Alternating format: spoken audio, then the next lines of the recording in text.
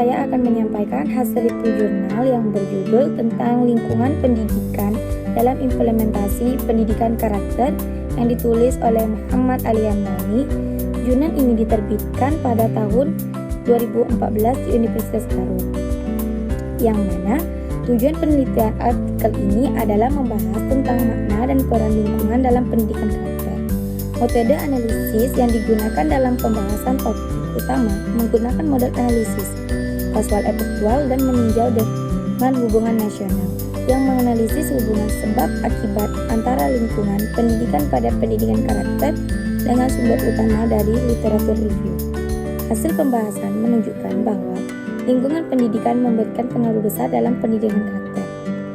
Pendahuluannya, pendidikan karakter berperan penting dalam membentuk karakter anak agar tidak mengalami kemerosatan moral yang mana sering terjadi di generasi kekurangan moral krisis karakter atau moralitas yang ditandai dengan meningkatnya kejahatan, tindak kekerasan, penyalahgunaan obat terlarang, pornografi, serta pergaulan bebas yang sudah terjadi di kalangan anak muda.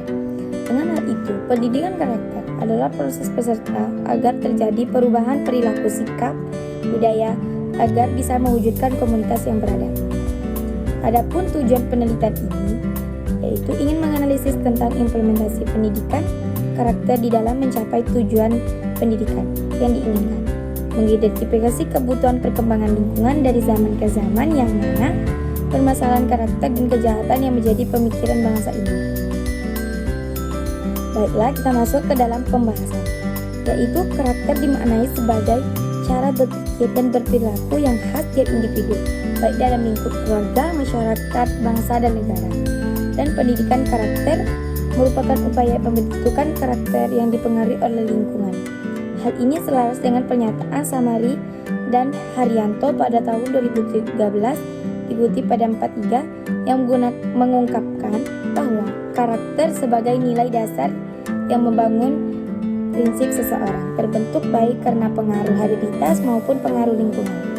Adapun berbagai macam itu prinsip, desain, strategi, model, dan peran lingkup dalam kehidupan karakter. Yang pertama, prinsip kehidupan karakter. Secara umum, pendidikan merupakan interaksi antara faktor-faktor yang terlibat dalamnya guna mencapai tujuan pendidikan. Interaksi faktor-faktor tersebut secara jelas dapat tersaksi dalam proses belajar, yaitu ketika pendidikan mengajarkan nilai-nilai, ilmu, dan keterampilan pada peserta didik. Sementara pemahaman dan penghayatan sampai pada pengamalan yang diketahuinya itu harus diungkapkan dengan pribadi sendiri. Dengan demikian, tujuan tertinggi dalam pendidikan adalah pengembangan kepribadian peserta didik secara menyeluruh dengan merubah karakter dari diri yang negatif menjadi yang positif. Adapun yang kedua, itu desain pendidikan karakter. Secara sederhana, pendidikan dapat dimaknai sebagai usaha membantu peserta didik mengembangkan seluruh potensinya, hati, pikiran, rasa, serta raga untuk menghadapi masa depan. Menurut Arsop, pada tahun 2014, karakter dibentuk oleh beberapa faktor, baik internal maupun eksternal, yaitu ada macam corak nilai yang ditanamkan, keteladanan seorang idola, pembiasaan, ganjaran dan hukuman, dan kebutuhan. Adapun strategi pendidikan karakter, strategi implementasi pendidikan karakter dapat ditempuh dengan berbagai pendekatan. Amri Jawhari pada tahun 2019 mengutip, yaitu A. Pendekatan penanaman nilai ialah suatu pendekatan yang menertibatkan penanaman nilai-nilai sosial agar mampu terinilasi dalam diri peserta didik. Dan yang kedua, yaitu pendekatan pengembangan kognitif.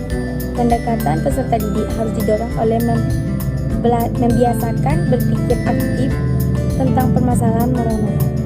Yang C, itu pendekatan klarifikasi nilai-nilai, ialah memberikan pendekatan untuk membantu peserta didik mengkaji perasaan dan perbuatannya sendiri. Yang D, itu pendekatan pembelajaran berbuat, yaitu yang mana berupaya menekankan pada usaha pendidikan untuk memfasilitasi dengan memberikan kesempatan pada peserta didik untuk melakukan perbuatan moral.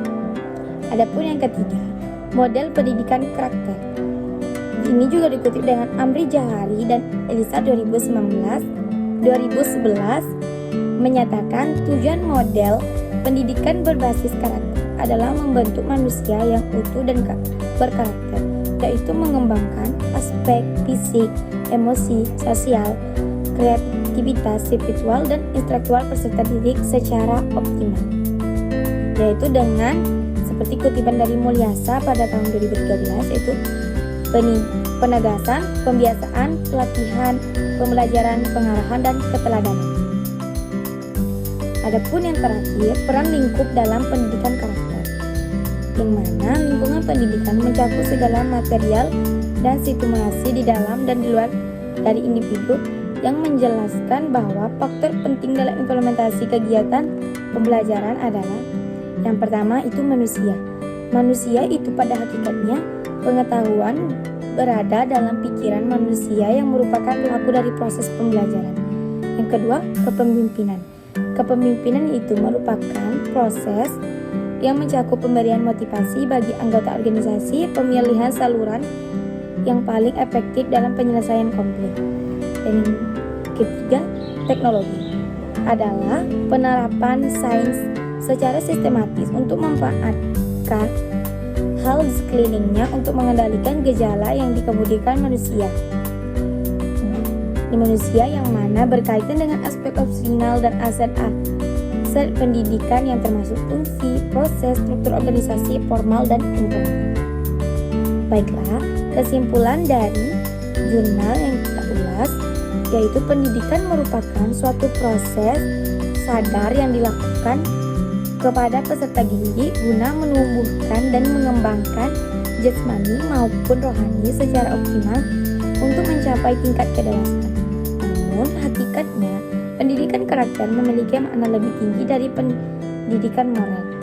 Karena pendidikan tidak hanya berkaitan dengan benar salah, tetapi menanamkan kebiasaan tentang hal-hal baik dalam kehidupan, sehingga pembelajaran memiliki kesadaran dan pemahaman yang tinggi serta kepedulian komitmen untuk menerapkan kebajikan dalam kehidupan sehari-hari. Jadi cukup sekian yang dapat saya sampaikan hari ini. Terima kasih. Wassalamualaikum warahmatullahi wabarakatuh.